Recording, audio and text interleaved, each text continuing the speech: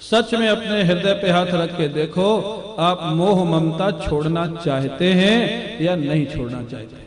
अगर आप छोड़ना चाहते हैं तो उपाय काम करेगा, और आप छोड़ना ही नहीं चाहते हैं तो कोई उपाय काम करने वाला नहीं है।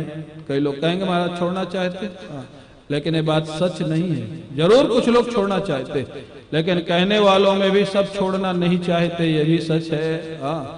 किसी से कहो थोड़ा साधन भजन का समय बढ़ाओ, घर का थोड़ा जिम्मेदारी बच्चों पे छोड़ दो, धीरे धीरे अपनी साधना बढ़ाओ। नहीं महाराज आपको तो पता नहीं, आप तो बाबा जी हो गए, आपको क्या पता घर की समस्या। ठीक है महाराज, ठीक है, तो आप रखो फिर घर की समस्या।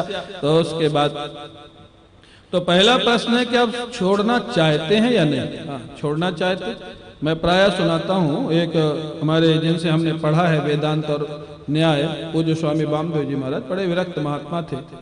वो भिक्षा मांग के खाते थे।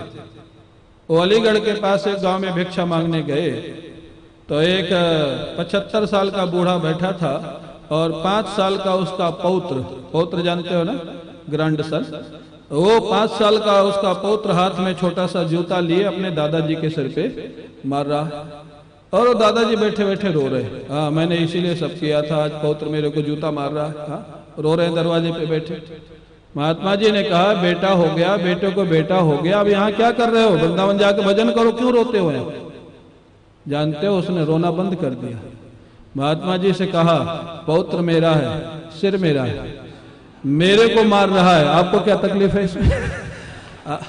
मेरे को इसी में आनंद आ रहा। वो नाटक कर रहा था रोने का, और उसको उसी में आनंद आ रहा था। और ये घटना मैंने एक बार सुनाई, जबलपुर में कथा हो रही थी एक गांव में, वहां संयोग से एक बूढ़ा व्यक्ति पौत्र को गोद में लिए बैठा था, कथा में बैठा था।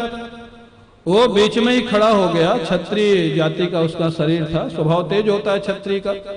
ओ बोला स्वामी जी आपको पता नहीं है कि पौत्र के जूते में कितना रस होता है। मैंने कहा ये तो सही में पता है, ये तो हमको सही में नहीं पता। अगर रस होता है तो लिए रहो फिर, फिर काय को रोते हो। पौत्र के जूते में रस, ऐसे ऐसे लोग बना रखे महाराज कहावते हैं। बोले ग्रेट ग्रैंड सन हो जाए तो सोने की सीढ़ी चढ़ेगी। फिर काय को कहते हो हमको ममता छोड़ना है। ममता छोड़ दी है, इतना आनंद मनाते हो। और क्या सूत्र बना रखे हैं, मूल से ब्याज ज्यादा प्यारा होता है। जब प्यारा होता है तो छोड़ना चाहते कहाँ, प्यारा है तो रखो।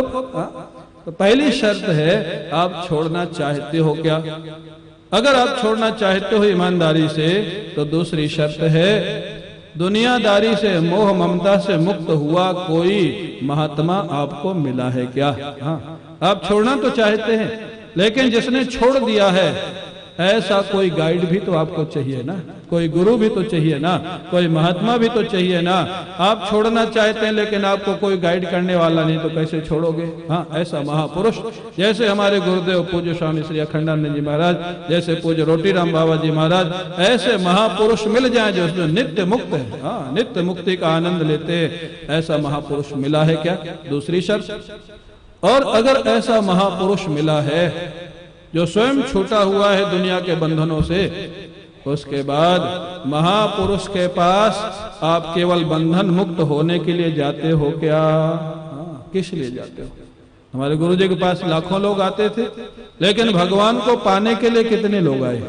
ठीक है, जो जिस लिए आया उसको मिला, जो बेटे के लिए आया बेटा मिला, फैक्ट्री चलाने के लिए आया फैक्ट्री चल गई। अनेक दृष्टांत हमारे गुरु जी के जीवन के हैं।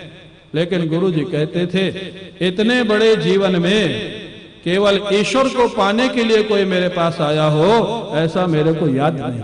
आप कल्पना कर सकते हैं, इतने बड़े महापुरुष जिनके लाखों की संख्या में शिष्य, और उनका ये वचन था केवल ईश्वर को पाने के लिए कोई मेरे पास आया हो, ये हमको स्मरण नहीं।